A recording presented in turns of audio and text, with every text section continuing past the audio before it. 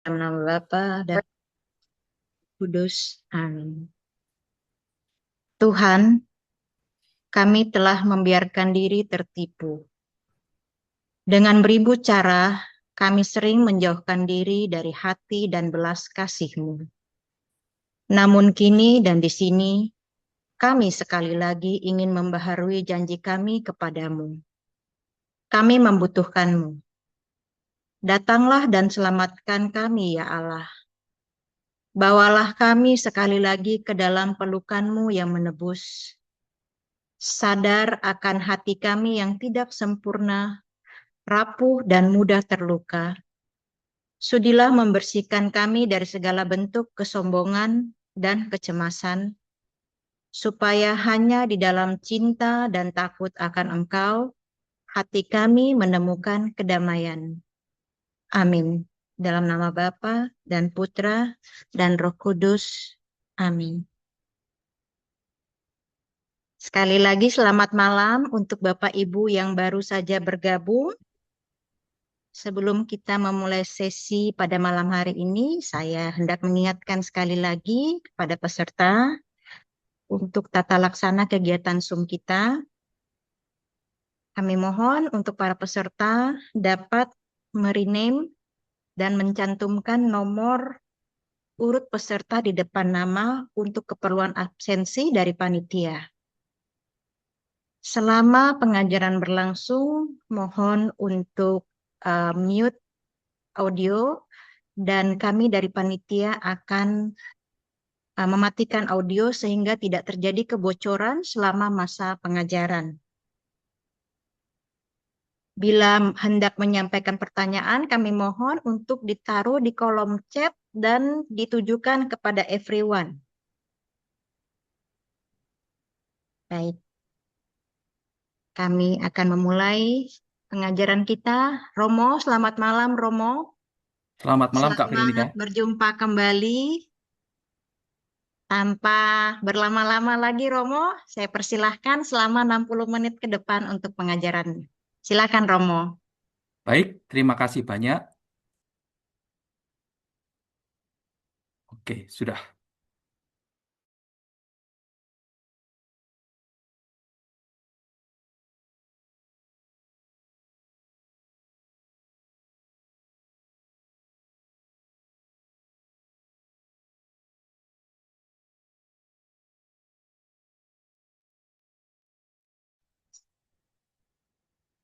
Romo masih di mute Romo. Romo masih ke mute Romo. Oke, sudah. Mohon maaf. Ya, selamat malam semuanya.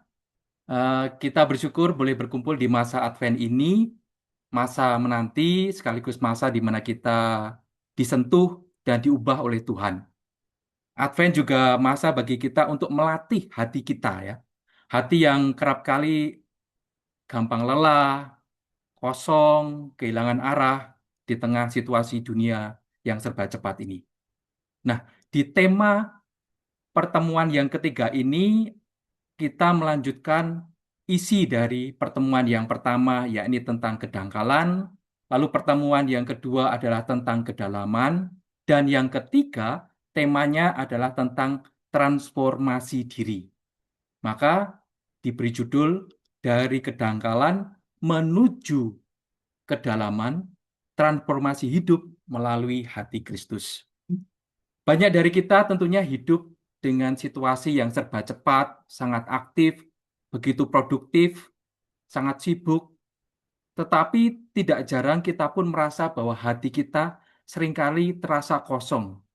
Kita beralih bergerak dari ke sana kemari, tetapi tidak sungguh tahu kemana sebenarnya hidup ini mau kita arahkan.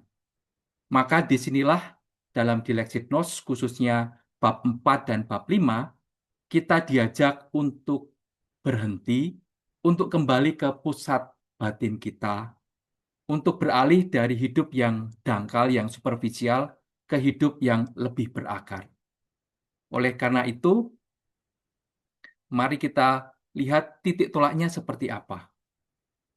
Kita review sejenak pertemuan 2 minggu yang lalu, yakni kita melihat bahwa kedangkalan zaman ini memang tampaknya sangat normal.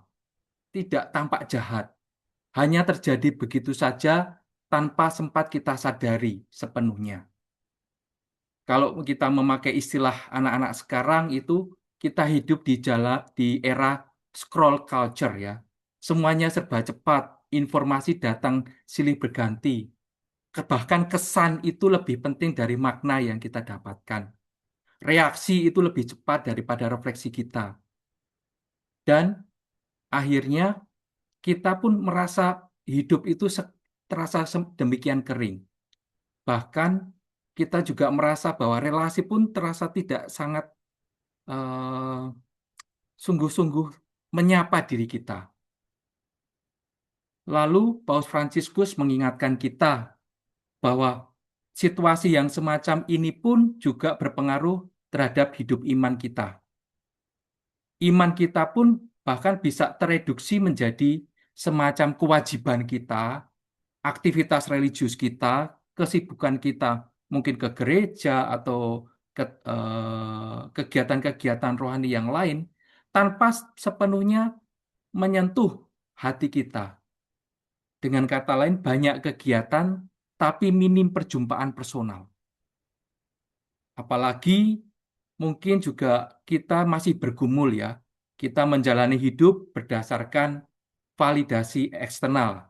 Kita merasa berharga jika kita diakui, kita merasa hidup ketika kita dipuji, kita merasa ada bermanfaat ketika ada yang melihat. Ketika semuanya pengakuan itu hilang, maka tiba-tiba hati kita menjadi kosong, menjadi rapuh, dan diri kita menjadi runtuh.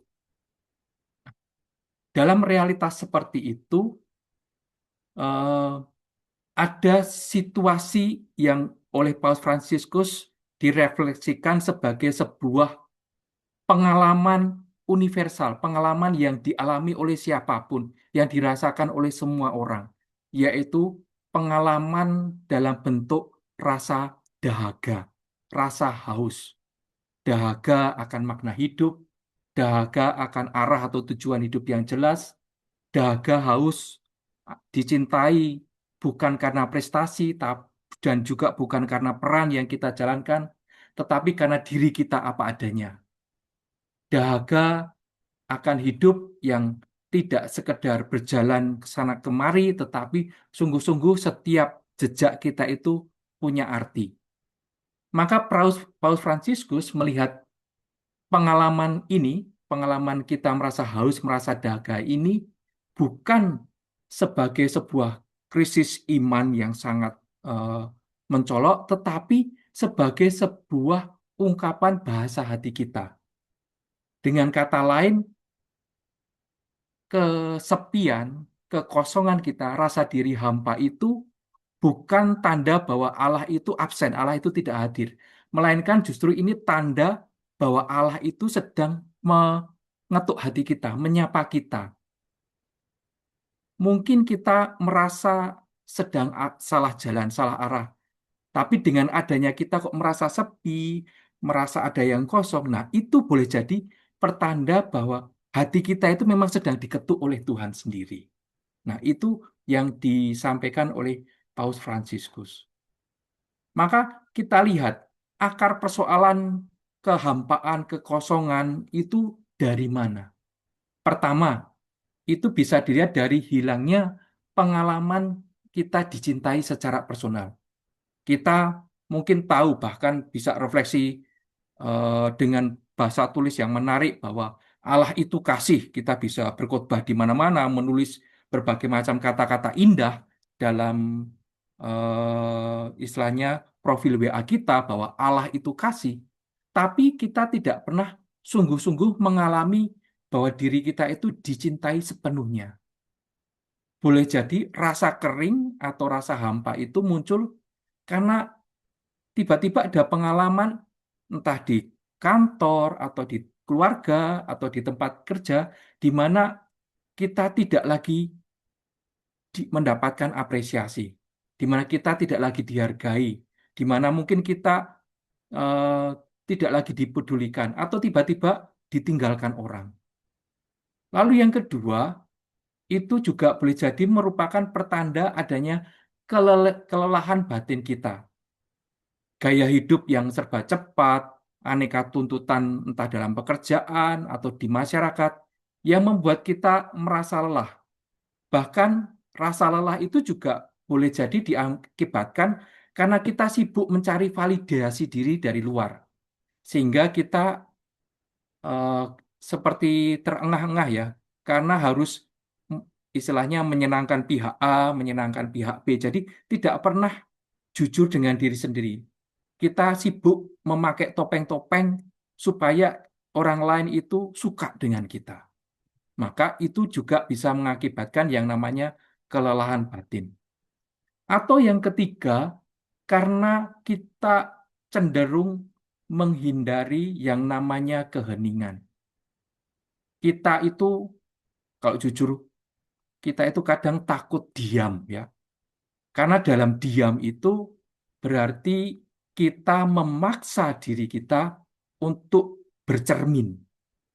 Kita berjumpa dengan mungkin luka masa lalu kita, dengan rasa kekecewaan, dengan rasa tidak nyaman lainnya. Dan diamnya itu memaksa kita untuk face to face berhadapan dengan realitas yang tidak nyaman itu.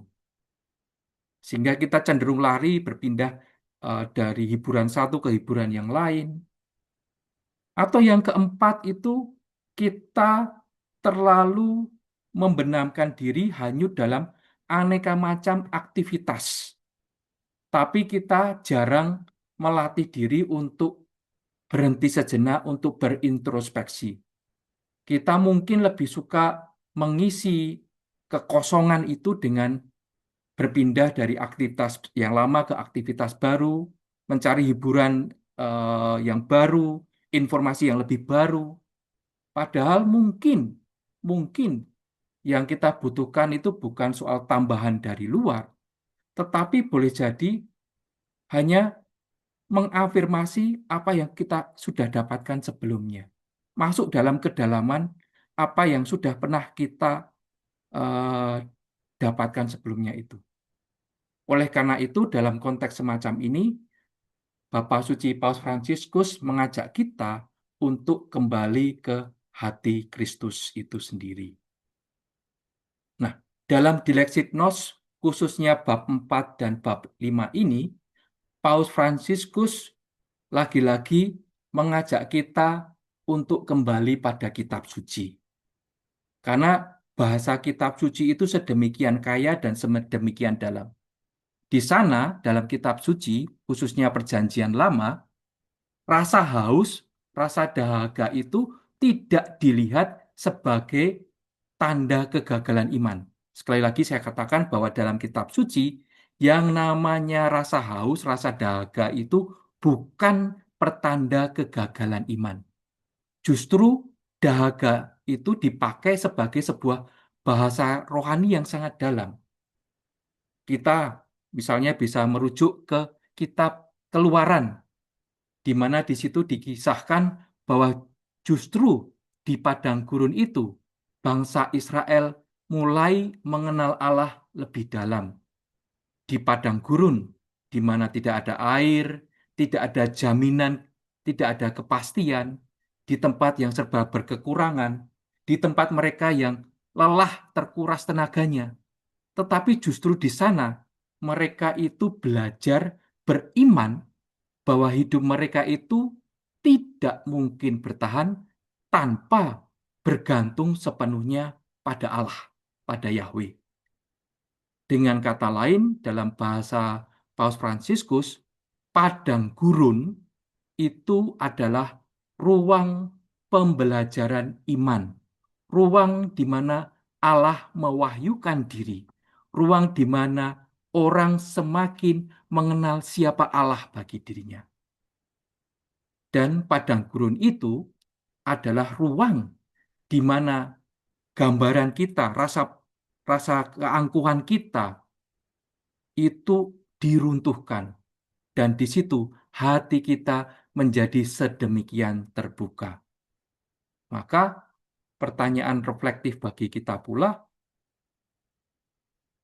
eh, kita melihat bagaimana kita melihat padang gurun itu, padang gurun dalam hidup kita, itu sebagai sebuah ruang perjumpaan dengan Allah itu sendiri.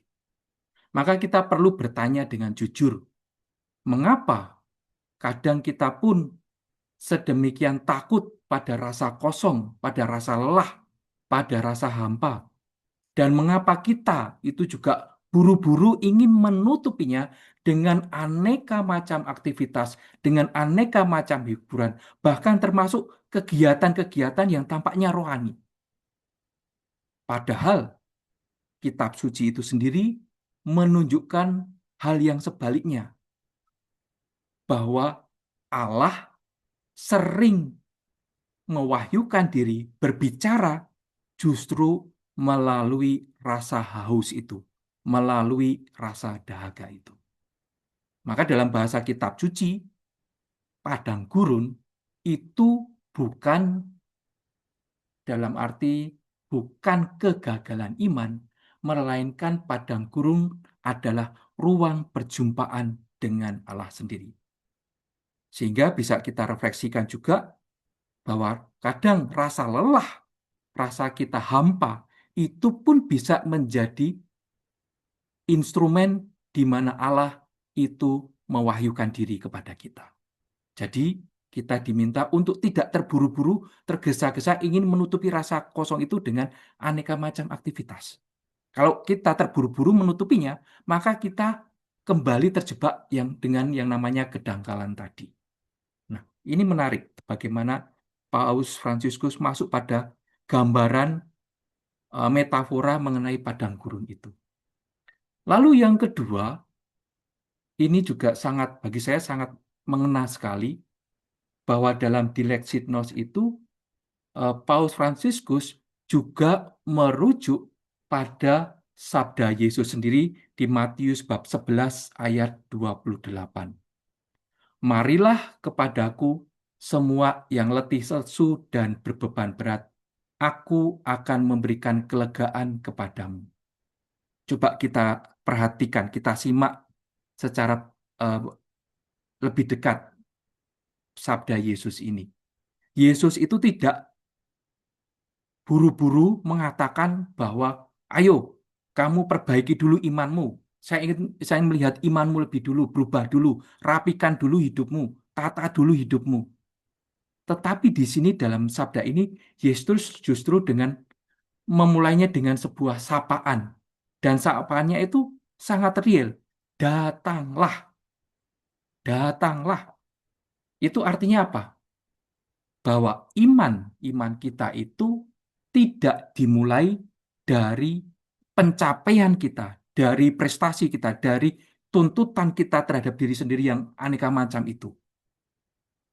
Iman itu dimulai dari kemauan kita untuk mendekat. Bahkan mendekat dengan diri kita yang apa adanya ini, dengan rasa lelah yang kita rasakan, dengan keletihan kita, dengan beban kita, dengan kehausan kita itu tadi. Jadi itulah iman. Iman itu dimulai dari gerak mendekat dengan apapun yang saat ini tengah kita rasakan. Inilah yang menjadi pintu masuk bagi kita pintu masuk bagi kita untuk mengenali, untuk berada dalam kedalaman itu sendiri. Maka logika hati Kristus yang direfleksikan oleh Paus Fransiskus dalam Dilexit Nos sangat dalam, sederhana tetapi sangat mendalam, bahwa kasih Allah itu tidak menunggu kita layak terlebih dahulu, bahwa kasih Allah itu justru menyambut kita yang sedang haus ini. Nah, inilah yang logika hati Kristus yang ditunjukkan, ditawarkan, dan dibawa di dalam ensiklik Dilexit Nos ini. Allah yang menyambut kita karena kita sedang haus ini. Jadi ini bahasa Saya rasakan bahasa rohani yang amat jujur, amat dalam, bahkan bahasa yang mau mengatakan saya itu butuh Tuhan. Bukan saya butuh ide mengenai Tuhan, tapi saya membutuhkan kehadiran Tuhan. Jadi dari sini jalan kita beralih dari kedangkalan menuju kedalaman itu mulai terbuka. Keterbukaan karena apa? Karena kita mau jujur datang dengan apa adanya tadi. Karena sapaan Yesus yang langsung berkata, datanglah. Kemauan kita untuk mendekat kepada Yesus. Nah, dalam kitab suci itu pun gambaran rasa dahaga itu dijawab dengan yang namanya air kehidupan. Dan kitab suci itu kaya akan simbol-simbol mengenai kehidupan yang datang dari Allah berupa air ini. Misalnya bisa kita lihat di kitab Nabi Yesaya bab 12 ayat 3. Nabi Yesaya berbicara tentang menimba air dengan sukacita dari mata air keselamatan. Nabi Yeskiel pun melihat air yang mengalir dari bait Allah sebagai air yang membuat segala sesuatu yang disentuh oleh air itu menjadi hidup.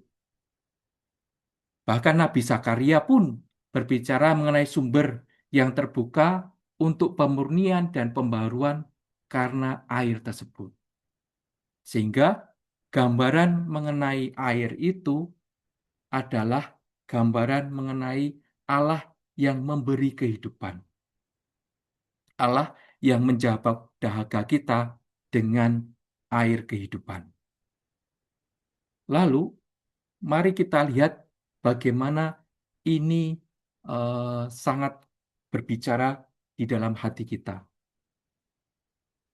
Di dalam perjanjian baru, Yesus menjadikan dahaga atau rasa haus kita itu sebagai syarat untuk datang.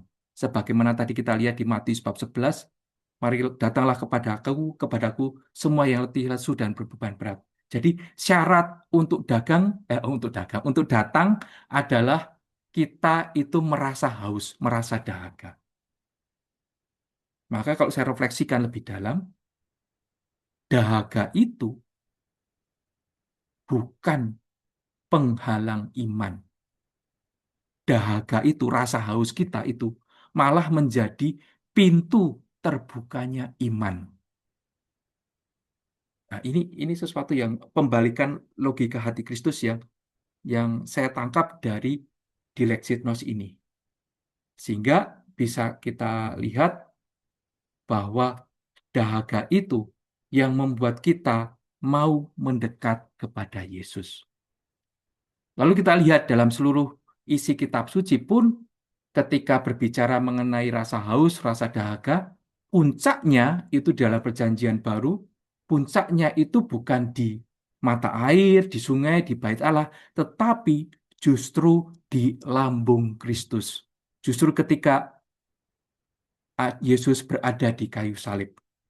Kita lihat di Yohanes bab 19 ayat 34, seorang dari antara prajurit itu menikam lambungnya dengan tombak dan segera mengalir keluar darah dan air.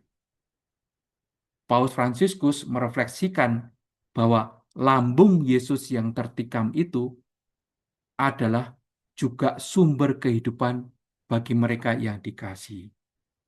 Maka refleksi kita pun bisa kita istilahnya kita pandang demikian bahwa kasih Allah itu tidak berhenti meskipun ketika putranya sendiri ditolak. Bahwa kasih Allah itu pun tetap mengalir, tidak ditarik kembali, bahkan ketika putranya itu pun dilukai lambungnya. Bahkan dari lambung itu mengalirlah darah dan air. Jadi, kalau kita lihat, kita sungguh dicintai oleh Allah sampai kesudahannya. Artinya apa? Kasih Allah itu tidak terbatas hanya pada kalau kita berbuat baik, kita dalam arti tertentu memaksa diri untuk harus sempurna terlebih dahulu baru merasa pantas dicintai oleh Allah. Malah justru logika hati Yesus itu membalikkan semuanya itu. Hati Allah itu terbuka manakala sejak awal kita mengakui diri bahwa kita itu haus, bahwa kita itu dahaga. Lantas kita lihat mengapa eh, gereja kemudian sangat menekankan hati Yesus ini. Mengapa bukan hanya soal ajaran-ajaran karya ataupun tindakan Yesus saja, tetapi simbol hati Yesus itu yang dipilih dan dipakai. Alasan yang pertama, karena hati Yesus itu memulihkan identitas sejati. Di tengah hiruk pikuk dunia kita sekarang ini, kita sering kehilangan hal yang paling mendasar dalam hidup kita, yaitu identitas kita, siapa diri kita sebenarnya. Karena apa? Karena seringkali identitas kita itu direduksi atau istilahnya dipersempit lewat yang namanya, oh, karena si A itu punya identitas karena jabatan dia, karena peran dia, karena prestasi dia, karena hal-hal yang sudah dia hasilkan, atau karena pengakuan orang lain, atau karena keluarga dia yang ternama. Ketika semuanya itu hilang, semuanya itu goyah, maka goyahlah pula harga dirinya. Nah, hati Kristus itu memulihkan identitas sejati ini. Hati yang tidak ditentukan oleh validasi dari luar. Karena apa? Karena hati Yesus itu tidak dibangun dari apa yang kita capai, apa yang kita pamerkan, tetapi dari kenyataan bahwa Yesus itu mengenal kita secara personal, secara pribadi. Bahwa kita pun, apapun pribadi kita, seperti apa diri kita, itu sejak awal sudah dihargai, sudah diperhitungkan, dan sudah dicintai oleh Allah sedemikian istimewanya. Nah, ini yang pertama. Mengapa gambaran hati itu penting? Jadi yang pertama, memulihkan identitas sejati kita.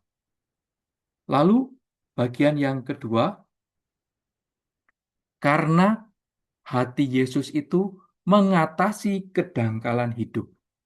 Hati Yesus itu melampaui tindakan aneka macam tindakan religius kita yang sifatnya kaku. Atau mungkin hidup kita yang sedemikian dangkal karena ingin melakukan dalam arti supaya dihargai, supaya dinilai oleh orang lain, maka kita akhirnya sibuk dengan aneka macam barang yang kita beli.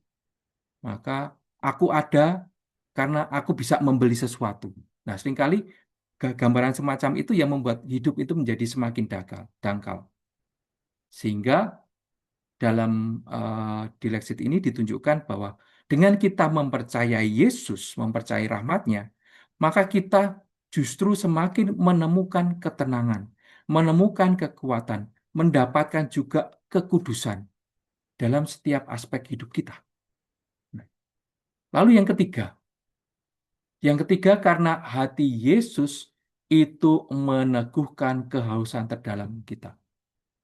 Maka kita bertanya, apa sih kehausan terdalam kita itu apa? Paus Fransiskus merefleksikan bahwa kehausan yang paling dalam diri kita adalah kehausan untuk dicintai tanpa syarat. Kehausan untuk dicintai bukan karena peran kita, bukan karena identitas yang kita bangun dari luar, tetapi karena diri kita apa adanya. Itu kehausan terdalam, dicintai tanpa syarat, diterima tanpa aneka topeng yang harus kita pakai, kita sematkan dalam hidup, bahkan hidup sosial. Dan juga diselamatkan tanpa syarat. Diselamatkan bukan karena prestasi-prestasi atau mungkin keuntungan yang bisa diberikan kepada orang lain. Maka itu kehausan terdalamnya. Dicintai tanpa syarat, diterima tanpa aneka topeng yang kita yang seringkali topeng yang harus kita pakai di hadapan kelompok-kelompok tertentu supaya kita merasa mendapatkan validasi dari mereka. Nah, itu. Yang keempat, karena hati Yesus itu mengubah dari dalam. Paus Fransiskus menunjukkan bahwa transformasi itu berawal dari dalam.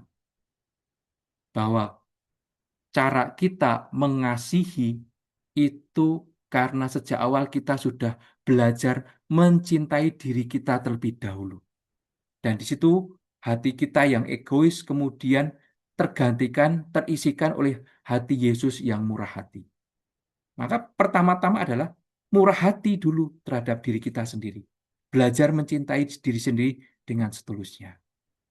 Jadi mengubah hati dari dalam. Lalu bagian yang kedua adalah bagaimana dari devosi menuju relasi.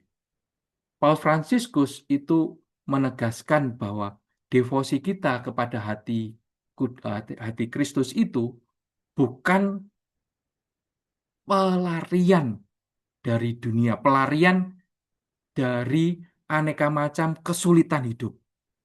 Kadang ada orang yang eh, menyibukkan diri dengan aneka macam hal-hal rohani karena alasan utamanya adalah mau melarikan diri dari kesumpekan hidup, dari aneka macam eh, kesulitan hidup.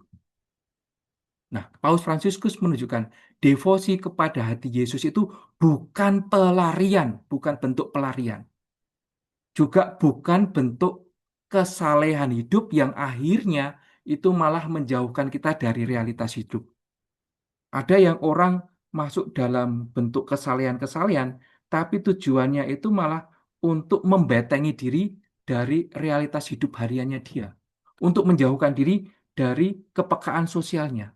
Karena sibuk dengan membangun kesalehan-kesalehan diri. Nah, itu yang mau dikritik oleh Paus Fransiskus.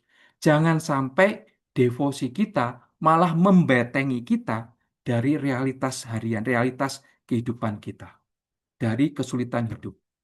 Jangan sampai hati kudus Yesus itu malah menjadi ruang pelarian kita.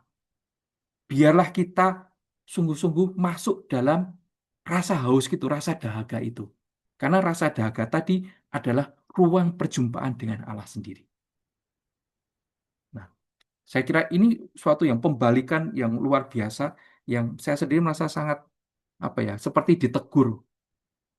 Kadang menyibukkan diri dengan aneka macam tindakan kesalehan, tapi kalau saya refleksikan lebih jauh, itu karena saya tidak mau diributkan atau saya tidak mau direcoki, saya tidak mau di di apa ya kalau bahasa Jawanya dirusoi, di dipersu, dibuat repot oleh aneka macam realitas eh, harian yang saya jumpai.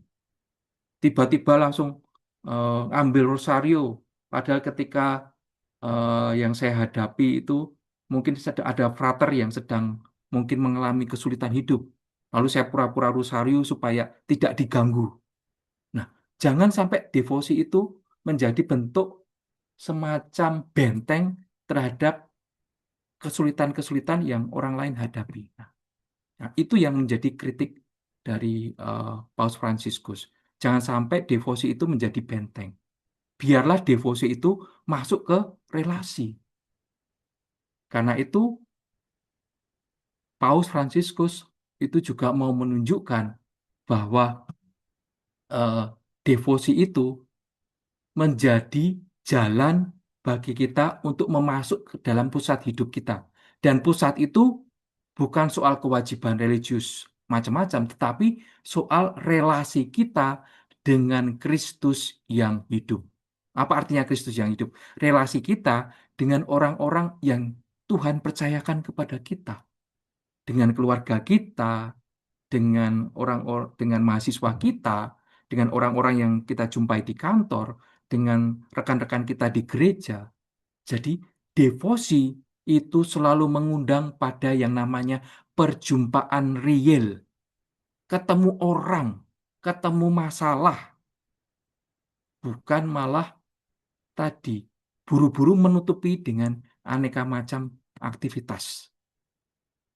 Nah, maka bagi saya ini sungguh sesuatu yang sangat dalam dan sangat bagi saya itu sangat sangat menegur, menegur diri saya juga. Lalu dari situ kemudian juga dilihat bahwa devosi itu bukan tujuan akhir. Devosi itu adalah jalan menuju ke pusat hidup. Jadi jangan ditempatkan devosi itu sebagai tujuan akhir. Maka doa rosario, jalan salib itu adalah jalan untuk menunjukkan cinta kita kepada Tuhan. Devosi itu mengarahkan hati kita untuk terbuka kepada yang lain, bukan malah menutup diri kita dari yang lain. Nah, sehingga devosi yang sesungguhnya adalah mengantar pada perjumpaan. Devosi itu menuju pada relasi dan membawa kita pada perjumpaan dengan yang lain dan mengubah yang namanya kewajiban itu menjadi ungkapan cinta itu sendiri, bukan paksaan.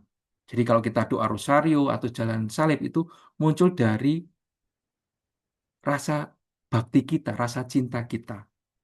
Nah, itu yang disampaikan oleh Paus Fransiskus. Nah, Paus Fransiskus pun menunjukkan bahwa apa yang beliau sampaikan ini sudah dihidupi oleh orang-orang kudus di masanya.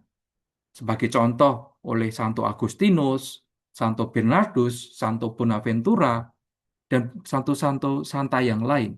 Mereka menghidupi eh, devosi, aneka devosi, termasuk devosi kepada hati kudus Yesus itu sebagai sebuah pengalaman personal yang memampukan mereka untuk bermurah hati kepada yang lain. Devosi sebagai jalan menuju perjumpaan dengan yang lain. Ini sebagai contoh misalnya juga dalam di Lex Signos ini ada banyak kisah-kisah santo-santa yang di istilahnya disaringkan oleh Paus Fransiskus. Nah, salah satunya adalah dari Franciscus de Sales ini. Apa yang menarik dari figur Santo ini? Nah, yang pertama itu kalau saya lihat eh, itu ada ungkapan yang menarik dari Santo Franciscus de Sales. Hati sang guru merupakan hati di mana kita melihat semua nama kita tertulis. Em, Kalau saya refleksikan, ini sesuatu yang dalam arti tertentu em, bukan soal ungkapan puitisnya, tetapi gambaran bahwa nama kita tertulis dalam hati Kristus itu artinya apa? Artinya jaminan, jaminan bahwa apa yang kita lakukan, apa yang kita katakan itu berasal dari Yesus sendiri. Jadi ada jaminan ketenangan batin, jaminan bahwa saya sungguh percaya apa yang saya lakukan itu Yesus sendiri hadir menyertai. Maka kalau ada jaminan itu, kita akan berkurang rasa cemasnya. Tidak lagi digerogoti oleh aneka macam kecemasan diri. Karena kita mempercayakan diri pada hati Yesus. Hati Yesus itu yang memberikan jaminan bahwa kita dicintai olehnya tanpa syarat. Nah, ini. Lalu contoh yang lain misalnya juga merujuk pada eh, Santa Teresia dari kanak-kanak Yesus. Nah, slogan slogan Santa Teresia adalah kedalaman menuju jalan kecil. Nah, kira-kira apa yang dimaksudkan di sini? Santa Teresia dari kanak-kanak Yesus itu mau menunjukkan atau mengajarkan bahwa kedalaman hidup rohani kita itu ditempuh pun dengan jalan-jalan kecil. Apa artinya jalan kecil? Jalan kecil itu berarti menjadi seperti anak kecil di hadapan Allah, yaitu percaya, mau berserah, mau menerima kasih dari Allah apa adanya, bukan mengandalkan prestasi atau mengandalkan aneka macam validasi dari luar, tetapi sungguh-sungguh bersandar pada Allah sendiri. Bahkan menjadi anak kecil itu artinya apa? Tidak malu untuk mengakui kerentanan diri, kelemahan diri di hadapan Allah. Nah, pembalikan bagi saya pembalikan yang luar biasa. Seringkali kita tutup-tutupi yang namanya kelemahan, yang namanya kerentanan itu. Kita buru-buru untuk menguburnya dalam-dalam. Kita tidak ingin melihatnya itu. Tetapi yang ditunjukkan di sini, bahkan lewat kelemahan, lewat keterbukaan diri untuk mengakui kerentanan, itulah pintu di mana kedalaman hati mendapatkan tempatnya. Jadi lewat pengakuan, bahkan pengakuan akan kehampaan, akan kehausan diri. Kalau bahasa yang mungkin yang lebih, istilahnya lebih sangat khas dalam pribadi Santa Teresa dari kanak-kanak Yesus adalah cinta akan, atau misalnya penerimaan akan kelemahan diri itu menjadi harta satu-satunya. Mungkin juga bisa kita lihat bagaimana dalam kisah-kisah kitab suci pun ditunjukkan mengenai Sakius misalnya, mengalami pertobatan ketika dia mengakui kelemahan dan kerapuan dirinya di hadapan Yesus. Dan dia mendambakan perjumpaan langsung dengan Yesus. Dia naik pohon supaya dia bisa melihat dengan jelas Yesus. Jadi mengakui, menerima kelemahan diri itu malah menjadi harta. Ini yang ditekankan oleh Santa Teresia. Bahkan dalam refleksinya pun ditunjukkan langkah-langkah praktis bagaimana menjadi kecil di hadapan Allah. Tuhan memilih untuk datang kepada kita dengan merendahkan diri, menjadikan dirinya kecil. Dia membutuhkan kita yang kecil, kita yang rendah hati. Nah, ini rumusan yang bisa kita lihat di dalam Dilexic Nos di paragraf 202 itu. Jadi, mau menjadikan diri kita kecil, menjadikan diri kita yang rendah hati. Caranya bagaimana? Ada beberapa poin yang ditunjukkan di situ. Misalnya, salah satunya adalah dengan berani meminta maaf. Berani mengakui kesalahan dengan jujur, itu menjadi sebuah bentuk wujud keberanian dari yang namanya tanggung jawab. Lalu yang kedua, mengakui keterbatasan diri. Jadi jasa atau mungkin apa ya, sesuatu yang seringkali kita bangun, kita akui, kita akukan di hadapan orang lain, itu bukan karena banyaknya yang tindakan-tindakan baik yang kita lakukan, tetapi karena secara tulus itu sebagai anugerah. Jadi termasuk juga hal-hal yang kita alami dalam hidup kita, entah itu mungkin tidak selalu berupa berkat, mungkin juga hal-hal yang membuat kita sakit, membuat kita berat, tetapi ada undangan di sini untuk tetap mempercayai pada kasih Allah itu sendiri. Ya, percaya bahwa kasih Allah itu tetap menyertai, bahkan termasuk dalam situasi di mana kita mengalami keterbatasan diri tersebut. Lalu yang ketiga itu bahwa tindakan kasih kita kepada sesama, terutama kepada mereka yang hina, yang terlantar, yang kecil, adalah cara jawaban yang terbaik bagi kita untuk membalas kasih Kristus itu sendiri. Semakin kita mengasihi mereka yang hina, terlantar, adalah semakin menemukan ah, eh, metode acara yang terbaik bagi kita untuk membalas kasih Allah. Nah, ini yang ditunjukkan dalam Dilexit Nos. Lalu yang keempat itu memilih kesederhanaan. Maksudnya apa? Kita, kalau saya bahasakan mungkin lebih sederhananya seperti ini. Kita itu harus menjadi pribadi yang gampang bersyukur, tidak mudah mengeluh. Karena apa? Karena kita diajak untuk menemukan Tuhan, bahkan dalam hal-hal yang kecil, hal-hal yang remeh setiap harinya. Pernahkah kita mungkin em, tidur, tetapi kadang kita masih dengan banyak beban pikiran. Tapi tiba-tiba saja kita diingatkan untuk berdoa sebelum tidur hanya dengan ungkapan sederhana saja. Tuhan, terima kasih atas seluruh perjalanan hari ini. Jadi kata berterima kasih itu sebuah tanda di mana kita berhasil menemukan Tuhan dalam hal-hal kecil, hal-hal yang sepele yang kita jumpai sehari-hari. Nah itu, berani mengatakan berterima kasih, termasuk dalam tadi doa mungkin sebelum tidur. Lalu yang kelima, itu tidak mencari pujian. Maksudnya adalah perhatian atau fokus kita itu pada kasih Allah yang gratis, yang cuma-cuma.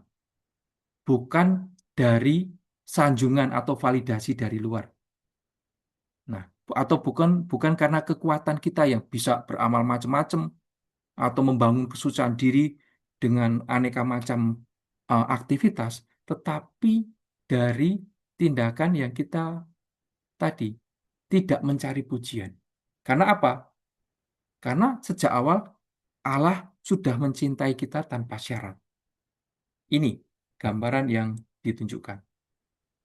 Lalu gerak transformasi yang semakin kelihatan, semakin dalam adalah ada tiga sebetulnya.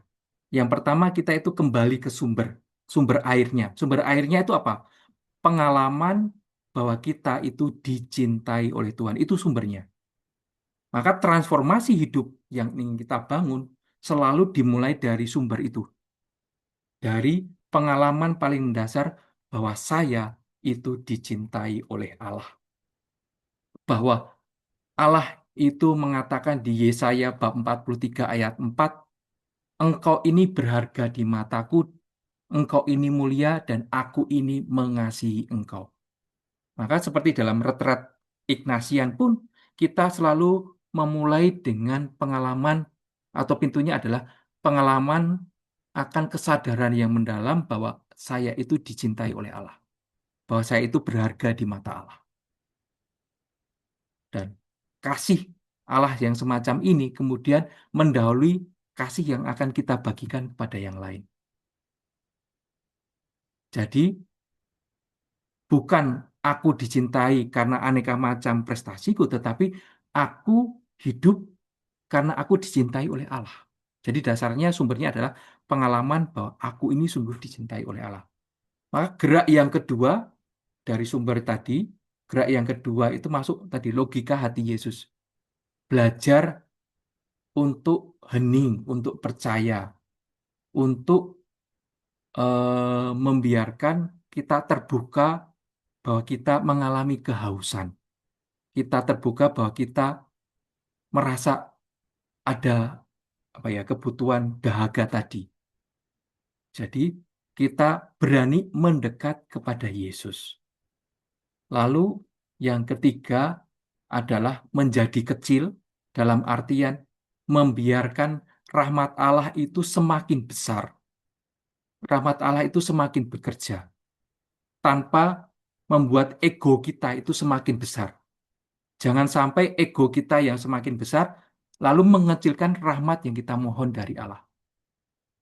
Jadi, lawan dari itu apa? Kedangkalan itu apa? Ego kita yang besar kita tidak mau apa ya, menjadi kecil, tidak mau rentan.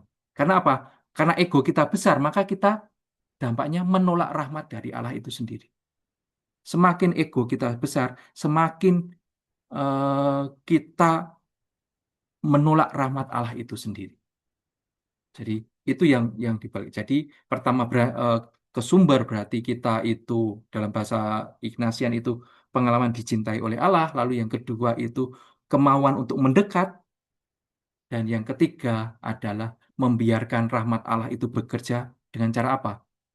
Dengan cara terbuka terhadap rahmat itu dengan cara jangan membiarkan ego kita semakin besar. Tapi beranilah menjadi kecil itu. Nah, ini. Lalu dari situ kita bisa masuk ke pengalaman misalnya karena saya sebagai seorang Yesuit, maka saya melihat bahwa hati kudus Yesus itu juga amat dekat dengan spiritualitas Ignatian itu sendiri. Di dalam di Lexipnos bahkan di paragraf 143 sampai 147, Paus Fransiskus secara khusus melihat relasi atau hubungan antara hati Kristus dengan spiritualitas Ignatian. Bahwa spiritualitas Ignatian pun intinya adalah perjumpaan dengan hati Yesus sendiri. Dan juga apa yang ditekankan di dalam spiritualitas Ignatian itu adalah yang disebut sebagai conocimiento interno atau dalam pengertian kita adalah pengetahuan batin. Bukan pengetahuan kognitif maksudnya, tetapi pengenalan akan Yesus dari dalam. Semakin kita mengenal Yesus dari dalam, maka hati kita itu semakin digerakkan untuk mengasihi dan mengikuti Yesus. Jadi, disitulah makanya kalau kita masuk dalam retret Ignatian itu, seringkali eh, teks-teks kitab suci yang kita pakai, permenungan-permenungan dalam kitab suci itu sebagai sesuatu yang harus menyentuh hati. Seperti yang saya sharingkan minggu yang lalu, saya pernah dimarahi oleh Romo Priyo Pujiono selaku pembimbing retret saya, karena saya memperlakukan Injil, doa dalam kitab suci itu sebagai bentuk itu pengetahuan kognitif, hanya menganalisis teks. Sehingga saya bukannya berdoa, tapi malah jatuh pada kesibukan menganalisis teks.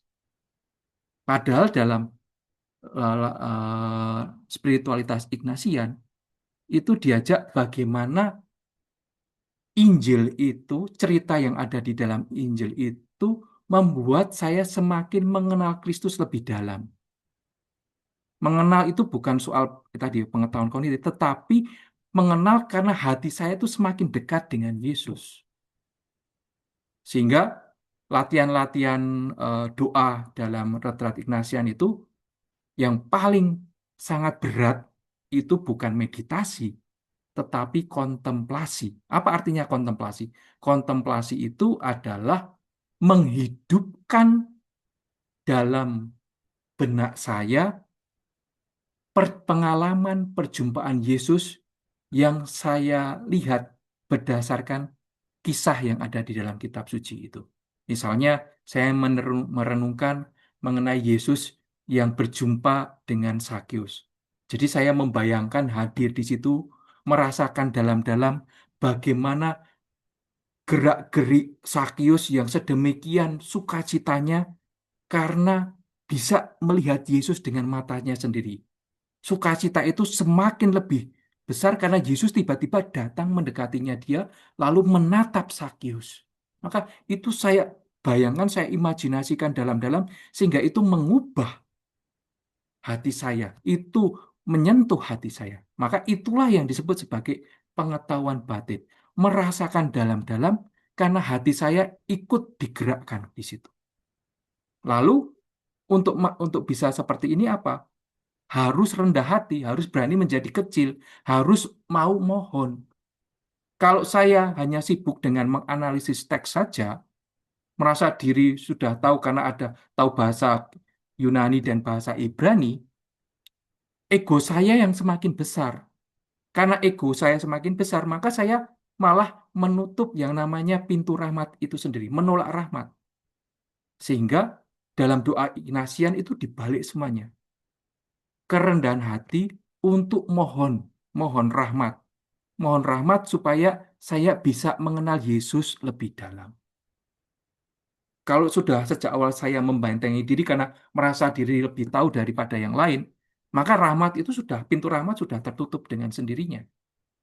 Sehingga sejak awal memang sungguh untuk mengenal hati Yesus dibutuhkan yang namanya kerendahan hati. Mau memohon. Nah, itu. Lalu dari situ, karena kontemplasi itu, jadi merasakan dalam-dalam Yesus yang hadir dalam kisah itu, pelan-pelan itu membentuk kepekaan batin saya, membentuk kepekaan batin orang-orang yang masuk dalam doa-doa Ignatian itu. Karena apa? Sensitivitas hatinya itu tidak hanya secara imajinatif itu masuk, tetapi juga karena sudah menggerakkan hati, maka itu terrefleksikan dalam tindakan harian.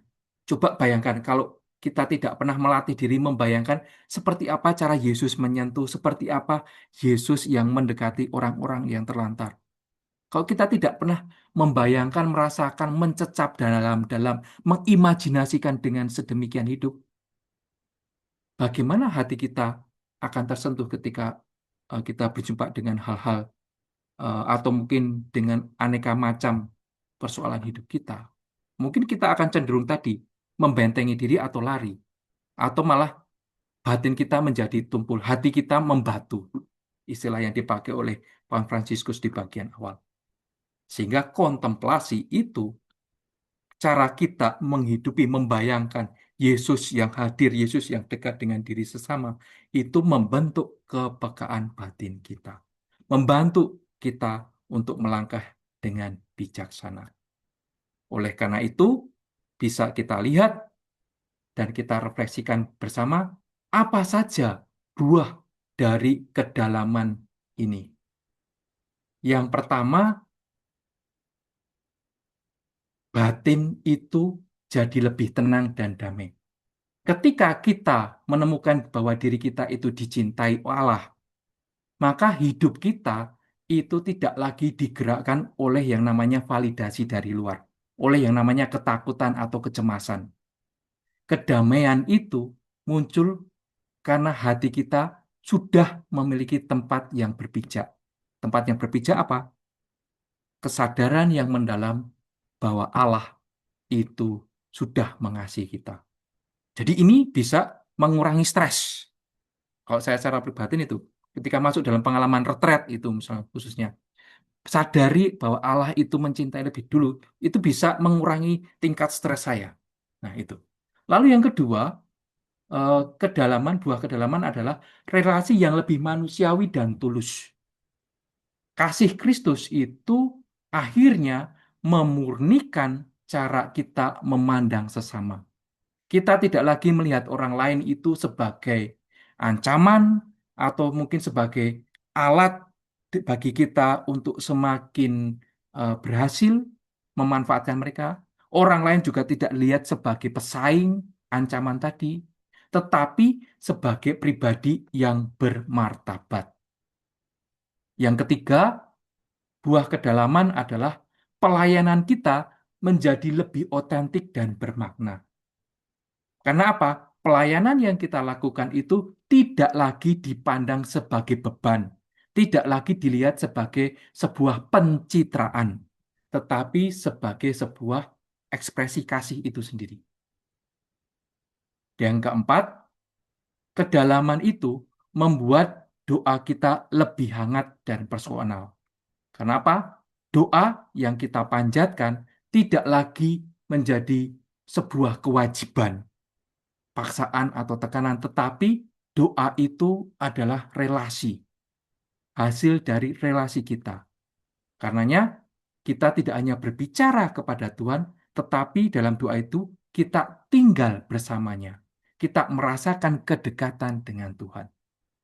Dan yang kelima, buah kedalaman itu menjadikan hidup kita lebih terarah dan bertujuan.